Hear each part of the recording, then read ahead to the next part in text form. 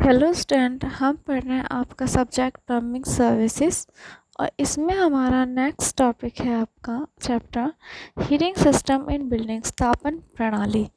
तो देखिए, सबसे पहले तो हम ऊष्मा या हीट को जानते हैं। किसी वस्तु को स्पर्श करने पर हम यह जान सकते हैं कि वो गर्म है अथवा ठंडी, परंतु तपता या उष्णता का ठीक अनुमान स्पेशेंद्रियों से नहीं किया जा सकता। स्पेशेंद्रिय मतलब ऐसी इंद्रियां जिनसे हम स्पर्श करते हैं। वस्तु की उष्णता तथा इसके कारण होने वाली किसी द्रव के प्रसार में संबंध होता है। जल के जमने, बर्फ के रूप में तथा उबलने की अवस्थाएं उष्णता की दो स्थिर अवस्थाएं हैं जिन्हें ताप से प्रदर्शित करते हैं। ताप किसी वस्तु की ऊष्मीय अवस्था है। इससे ज्ञात होता है वह वस्तु अन्य वस्तु से संपर्क पर उस वस्तु को हीट देगी अथवा उससे लेगी। ऊष्मीय संतुलन के लिए ऊष्मा उच्च ताप से कम ताप की ओर जाती है। तो ताप मापन के निम्न पैमाने हैं। फर्स्ट देखिए, सेंटीग्रेड या सेल्सियस पैमाना। इसका आविष्कार स्वीडन निवासी सेल्सियस ने 1742 में किया था। इसके आधार पर जल के हिमांक को 0 डिग्री सेल्सियस तथा बॉइलिंग क्वथनांक को 100 डिग्री सेल्सियस माना गया है। फ़ारेनहाइट पैमाना। इस पैमाने का आविष्कार जर्मनी के वैज्ञानिक फ़ारेनहाइट ने 1717 में किया गया था। इसके अनुसार जल का हिमांक 32 डिग्री फ़ारेनहाइट और बॉइलिंग 212 फ़ारेनहाइट लिया गया है। इन दोनों अंकों के बीच के ताप अंतराल को 180 भागों में बांटा गया है। नेक्स्ट है केल्विन अब्सोल्यूट और केल्विन पैमाना। यह पैमाना लॉर्ड केल्विन ने 1852 में विकसित किया था। इस पैमाने पर जल का हिमांक 273 डिग्री केल्विन और भाप 373 डिग्री केल्विन लिया गया है। इन दोनों अंकों के बीच की दूरी का 100 भागों में बांटा गया है।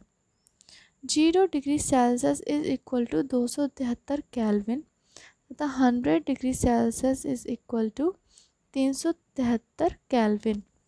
अतः सेंटीग्रेड अंक में 100 जोड़ने पर केल्विन पैमाने का अंक प्राप्त हो जाता है। तापमान उपकरण को थर्मोमीटर कहते हैं जो तापमान नापता है। पैमाने में देखिए संबंध क्या है। C/100 is equal to F-32/180 K-273/100। अलग अलग तापमापियों पर एक ही वस्तु का ताप भिन्न भिन्न आता है। अतः सुसंगत परिमाण प्राप्त करने के लिए मानक तापमापी स्टैंडर्ड थर्मोमीटर बनाया गया है। स्थिर आयतन हाइड्रोजन तापमापी को मानक तापमापी मानते हैं। गैस अत्यंत नीचे के ताप पर लिक्विड हो जाती है। अतः गैस के द्रवणांक के नीचे के ताप गैस तापमापी से नहीं ज्ञात किए जा सकते। अनुमान है कि 273 डिग्री सेल्सियस पर गैस का दाब शून्य हो जाता है। इसे परम शून्य ताप माना गया है। ऐसे पैमाने को एब्सोल्यूट स्केल ऑफ टेम्परेचर कहते हैं। थर्मल एक्सपेंशन, तापीय प्रसार देखिए क्या होता है। ताप वृद्धि होने से वस्तु के आकार में वृद्धि होती है। यह वृद्धि वस्तु के पदार्थ की प्रकृति, इसकी लंबाई, क्षेत्रफल, आयतन तथा ताप वृद्धि दर पर डिपेंड करती है। किसी ठोस द्रव्य का दैर्ध्य प्रसार गुणांक, कोफिशिएंट ऑफ लीनियर एक्सपेंशन, उसे किसी ताप तक गर्म किए जाने पर उसके रेखीय प्रसार तथा उसकी आरंभिक लंबाई एवं ताप वृद्धि के गुणनफल का अनुपात होता है। अर्थात दैर्ध्य प्रसार गुणांक इज इक्वल टू रेखीय प्रसार अपॉन शुरू की लंबाई इंटू ताप वृद्धि। इसका मात्रक प्रति डिग्री सेंटीग्रेड, प्रति डिग्री फ़ारेनहाइट, प्रति डिग्री केल्विन में होता है। इसी आधार पर वस्तु के क्षेत्रफल में वृद्धि, कोफिशिएंट ऑफ सुपरफिशियल एक्सपेंशन, क्षेत्रीय प्रसार गुणांक, अथवा आयतन में हुई वृद्धि को आयतन प्रसार गुणांक, कोफिशिएंट ऑफ क्यूबिकल एक्सपेंशन कहते हैं। ये फॉर्मूले आपको इस तरह के याद रखने, देखिए इस टाइप के फॉर्मूले पूछे जा सकते हैं। और साथ में ये चीज़ भी, कोफिशिएंट ऑफ सुपरफिशियल एक्सपेंशन और ये क्षेत्रफल में हुई वृद्धि क्या कहलाती है? देखिए, कोफिशिएंट ऑफ सुपरफिशियल एक्सपेंशन, और आयतन में वृद्धि होती है तो कोफिशिएंट ऑफ क्यूबिकल एक्सपेंशन। फिर आता है आपका द्रवों का आभासी प्रसार गुणांक, coefficient of apparent expansion of liquid. किसी द्रव को गर्म करने पर उसका तथा पात्र जिसमें रखकर वह तापित करता है, दोनों का आयतन बढ़ता है। चूंकि द्रव का आयतन पात्र के आयतन की तुलना में अधिक बढ़ता है, इसलिए बर्तन के प्रसार की उपेक्षा करने पर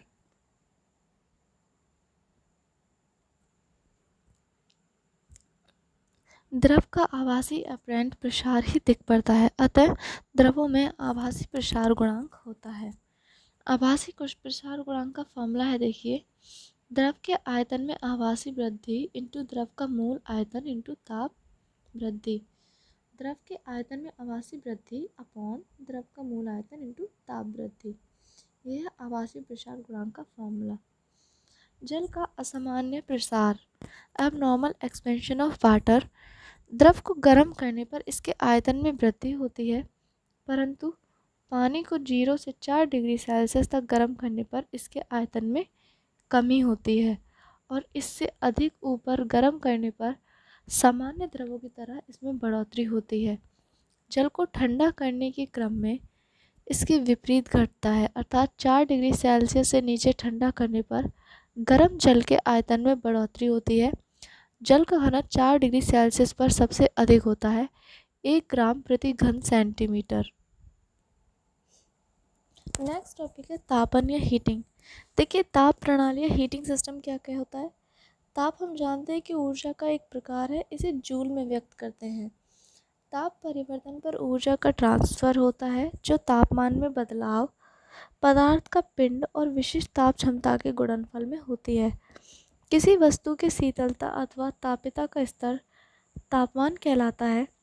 दो विचाराधीन वस्तुएं जब थर्मल संपर्क में होती हैं, तब दोनों का तापमान दर्शाता है कि ताप किस दिशा में बहेगा।